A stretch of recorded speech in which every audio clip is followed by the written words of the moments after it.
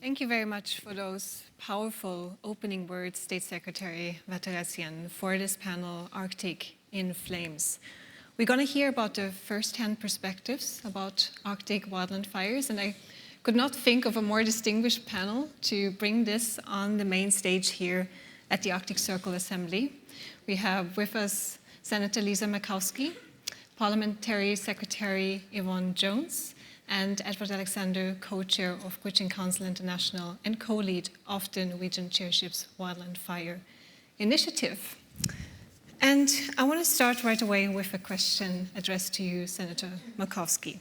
The wildland fire season in 2024 in Alaska recorded 374 fires that burned around 667,000 acres. That is around a tenth of Alaska's largest fire season, when 6.6 million acres burned in 2004. But acres is just numbers. Could you put into perspective, what does it mean for Alaskans? What has the wildland fire season 2024 meant for people living in Alaska? Well, unfortunately, summers in the interior particularly have come to not be referred to as summer season, it's fire season. And a fire season means that even when the temperatures are finally comfortable and warm, your family may be inside because your children or your grandparents may have respiratory issues, or it's just not safe to be breathing the air. The soccer tournaments are canceled because it is not safe for the children to be out and engaging in vigorous exercise. It is a level of health safety, I think, that we think of first. And in the interior, where I went to high school in Fairbanks, at that time, I didn't know a single person who had air conditioning, much less even a fan. And so your reality is we are dealing with an environment during the summertime particularly that has caused extraordinary concerns from a health perspective. It has been practice in Alaska over the decades with our extensive wildlands that the way that we handled the fires was the fires would burn unless there was threat to personal property or to families themselves. And then we would attack the fire. This past summer, as you noted, the amount of acres that were burned was relatively small. But where the McDonald fire was concentrated was right in the Fairbanks. It was in the metropolitan area. It was surrounding Eielson Air Force Base, Fort Wainwright, where significant populations live. So no homes were burned, but you literally had a community that was shut down, shut in. We're seeing not only the impacts to the people, but we're seeing the impacts to the land.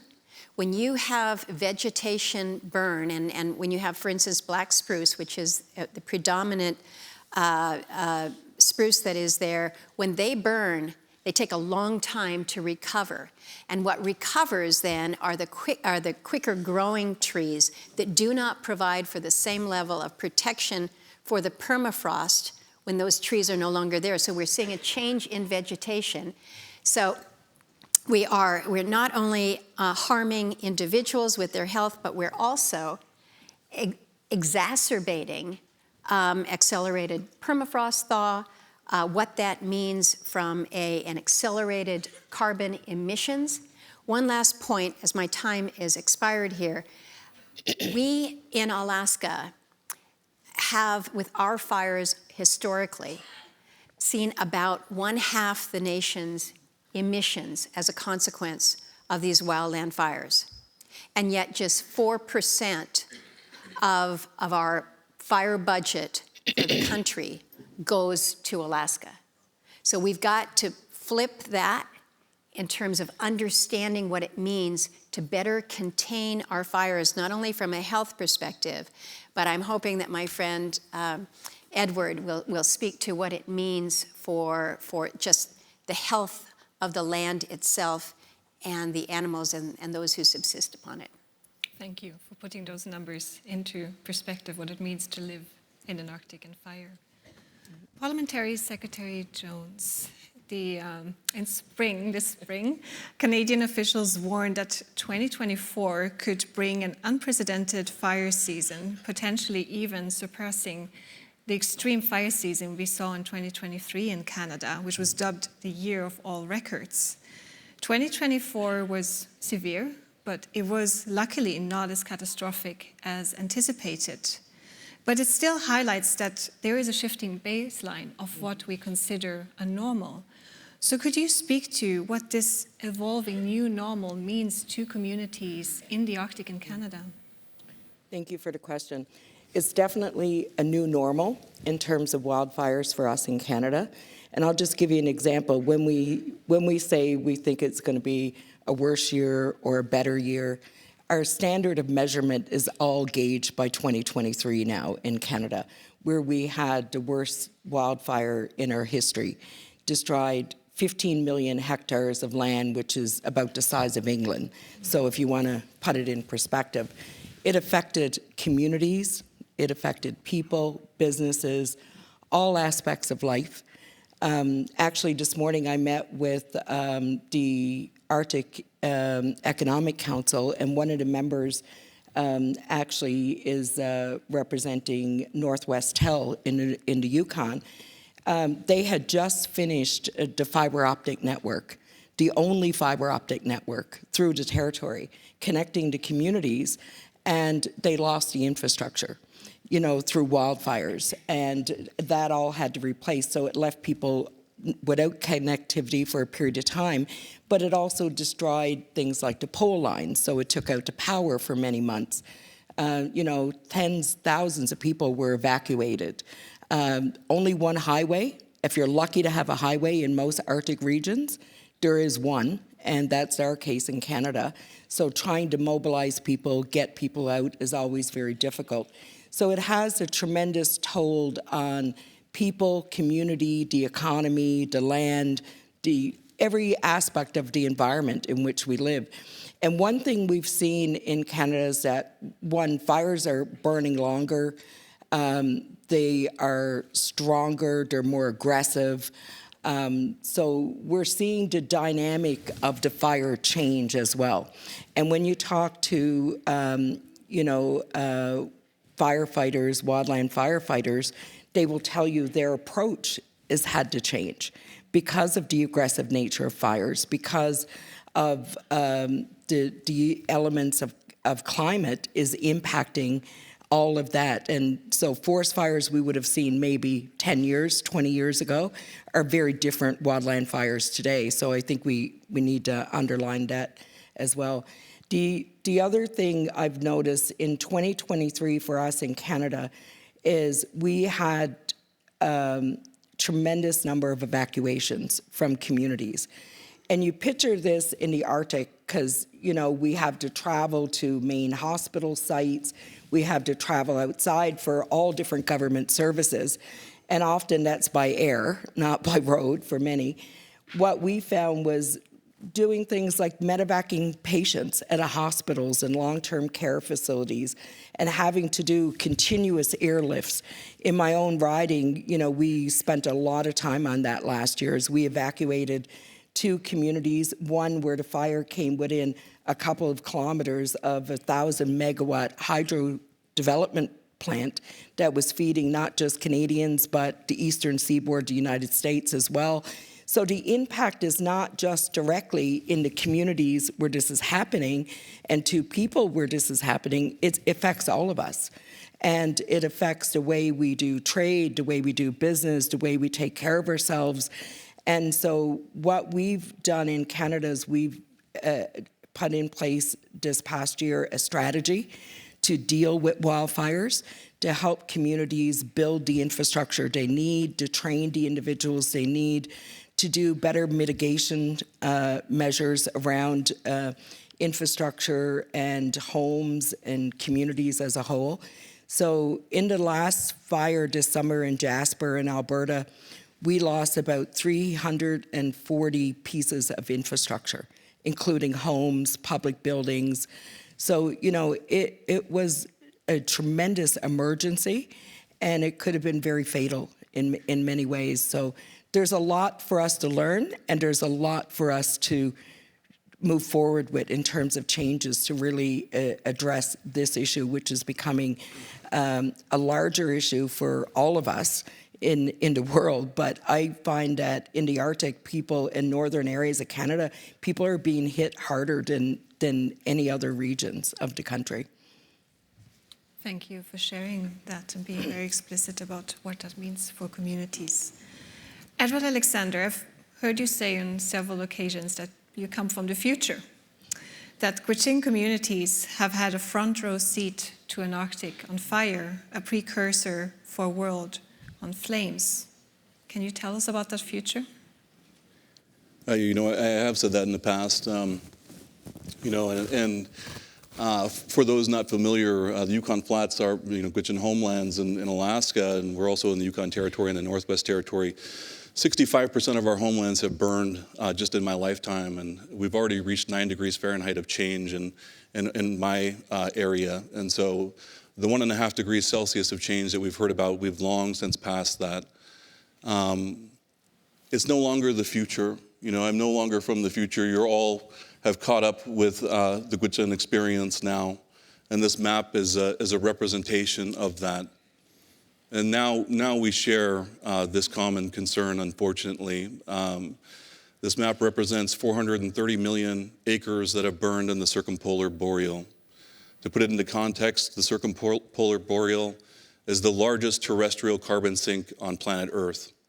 Underneath this forest lies the permafrost and yedema that provide the foundation of climate stability for the entire planet.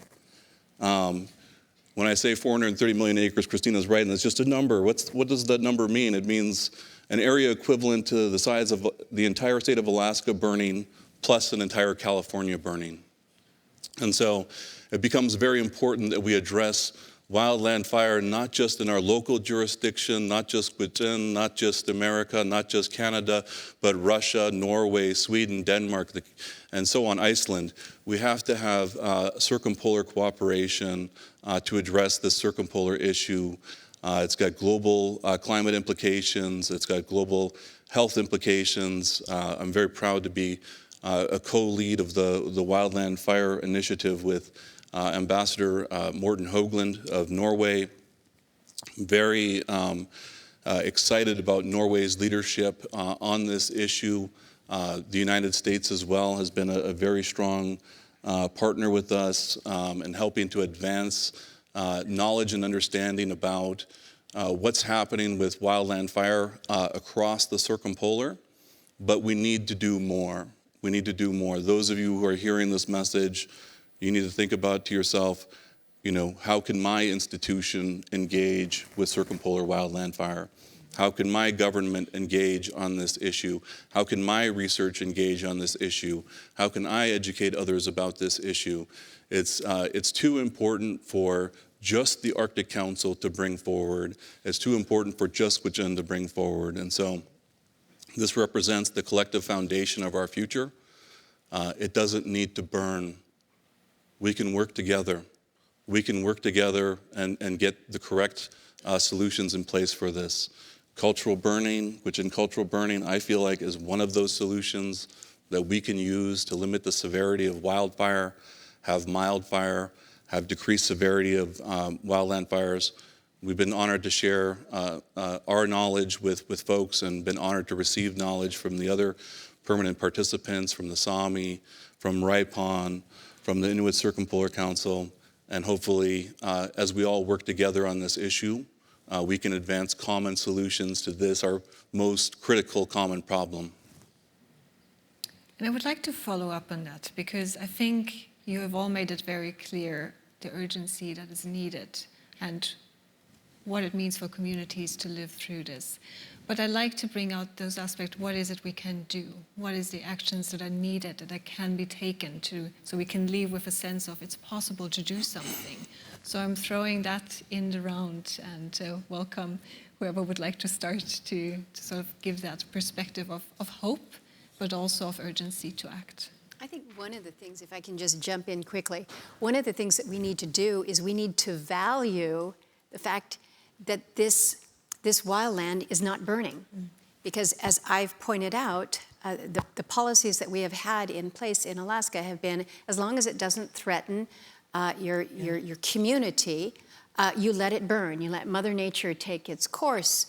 But that is not valuing the opportunity that you have with this extraordinary carbon sink, which is your tundra, your land, your trees, and it's also not fully capturing the level of emissions then that are released when you have permafrost that is then exposed as a result of these fires. So I think we've got to recalibrate how we're valuing. We have to resource appropriately. I mentioned the extent of the funding that comes specifically to Alaska versus the rest of the country.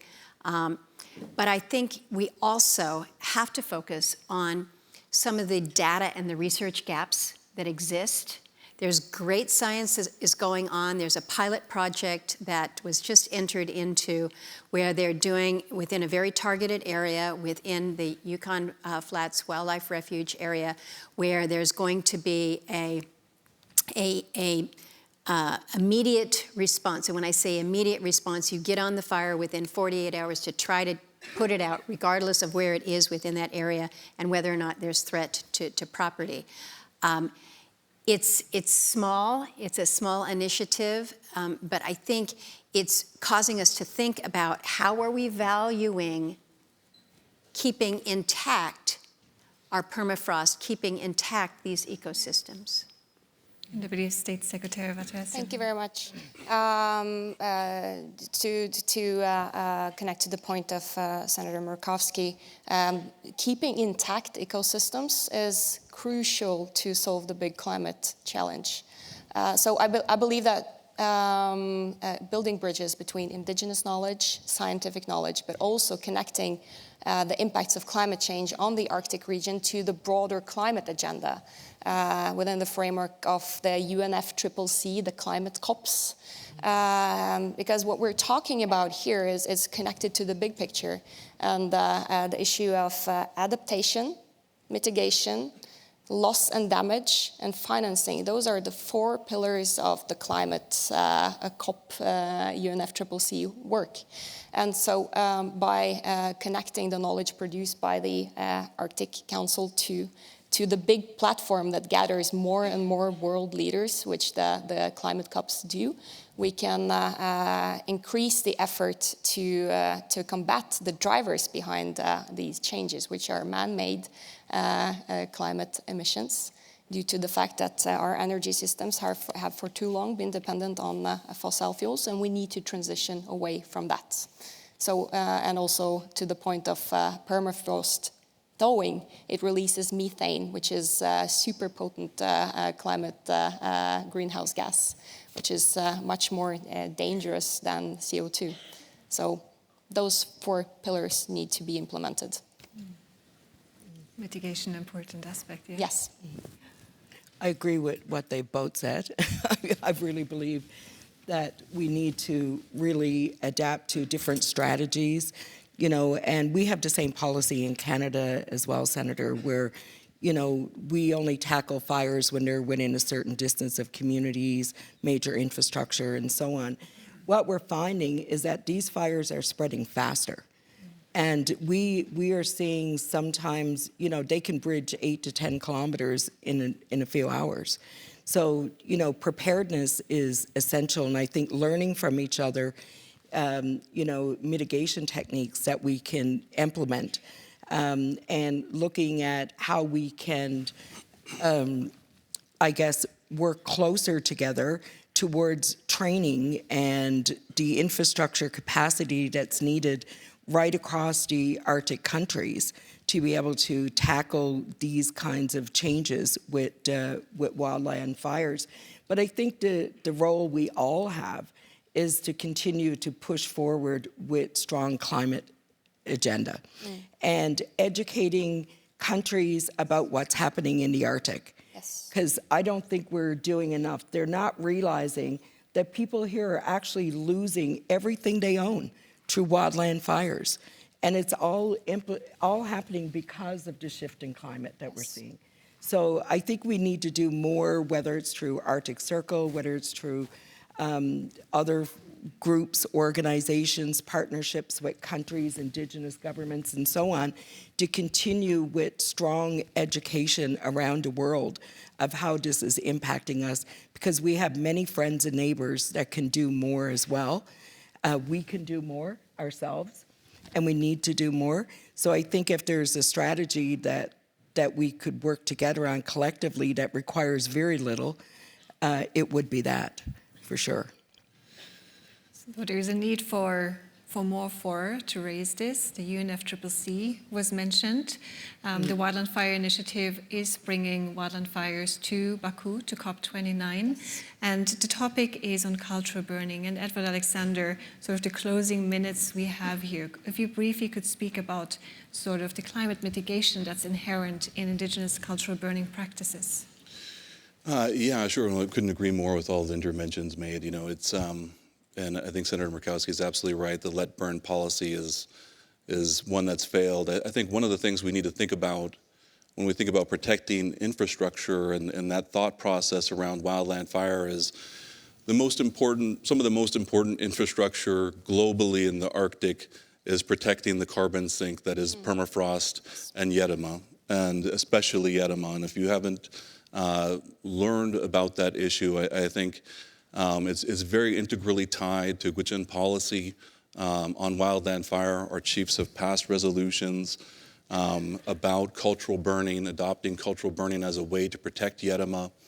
Yetima is a huge source of methane, but it's also a huge source of nitrous oxide. And so methane's like something like 30 times more powerful than CO2, and then nitrous oxide something like 250 times more powerful than CO2. And the Yetima structures in the north contain many, many, many more times the amount of climate-changing gases that have ever been released by humanity since industrialization. And so it's very important that we adopt measures like cultural burning, which can help to restore the carbon cycle in these systems, help to store carbon back into the soil. We do it during the springtime when there's still snow in the forest, and so there's a natural fire break, and the grass burns, and so then the fire doesn't spread out into the land. And it also doesn't burn down into the soil because it's frozen, and helps to restore the system, increases biodiversity, increases safety for communities, decreases wildland fire smoke and other things. So we feel it's a key issue. Our chiefs have spoken quite plainly on the topic for the need to have a national policy on Yetima. But it's not enough if the United States has a national policy on wildland fire in Yetima. We also need Russia to have a national policy on Yetima and wildland fire, and we also need Canada to have a national policy on, and this is the areas that we really need to work together on. Cooperation, is key. State Secretary Varteressian, we are a year into the Wildland Fires Initiative. We are at the end of this plenary. Where do you see the role of the Arctic Council in this initiative, but also going forward in addressing this important matter? Well, at the very front and center, because the Arctic Council is founded on the need of representing the interests, listening to the voices of people living in the Arctic. And building knowledge based on both traditional indigenous knowledge and scientific knowledge for the good of the people living in the Arctic. And as we see how interconnected the systems are, pollution stemming from either in the ocean or through emissions from pipes and factories, they don't stay where they're emitted. They end up at the poles. They end up in the Arctic.